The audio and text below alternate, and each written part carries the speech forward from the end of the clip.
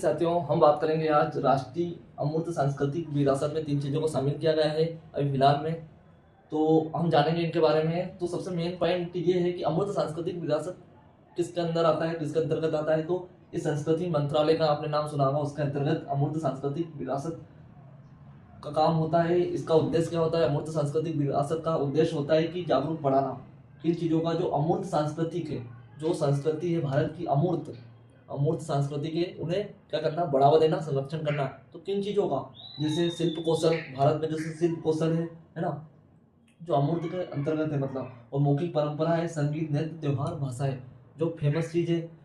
तो इस प्रकार भगोरिया नृत्य को लिया गया। भगोरिया नृत्य गोंड जनजाति नर्मदा परिक्रमा है ना, गोंड जनजाति की चित्रकला और नर्मदा परिक्रमा ये फेमस है, और ये तीनों एमपी की है। तो भगोरिया नृत्य कहाँ पर मनाया जाता है? तो भगोरिया नृत्य मनाया जाता है मध्य प्रदेश के झाबुआ अलीराजपुर जिले में मनाया जाता है, आदिवासी समुदाय के द्वारा मनाया जाता है।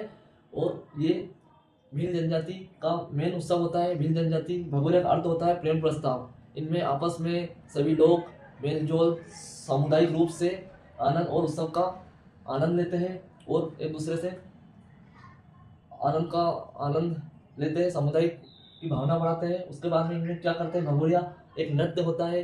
नृत्य के साथ में भगोरिया नृत्य एक हाट बाजार मेला भी लगता है, और मेला के साथ में यहाँ सांस्कृतिक कार्यक्रम करते हैं, नृत्य वगैरह करते हैं। उनकी जो पहनावा परंपरा है, जो परंपरा वेशभूषा उनको पहन के वहाँ पर उसका नृत्य नृत्य वगैरह भी करते हैं और वहाँ पर आनंद लिया जाता है। ये कब होता है? तो ये होली के 7 दिन पहले मनाया जाता है। 7 दिन पहले, बसंत ऋतु के बाद और होली के 7 दिन पहले ये धूमधाम से मनाया जाता है। भील जनजाति का प्रमुख त्योहार है। कहाँ मनाया जाता है? झाबुआ अलीराजपुर, मध्य प्रदेश के झाबुआ अलीराजपुर जिले में मनाया जाता है।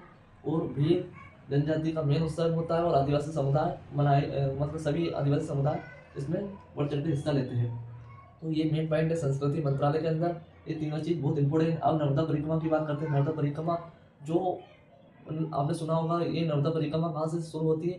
अमरकंटक, नर्मदा नदी निकली है अमरकंटक, है ना, अनूपपुर जिले के अमरकंटक से निकली है और गुजरात में गई हुई है ना, गुजरात में बंगाल की खाड़ी में जाकर मिल जाती है।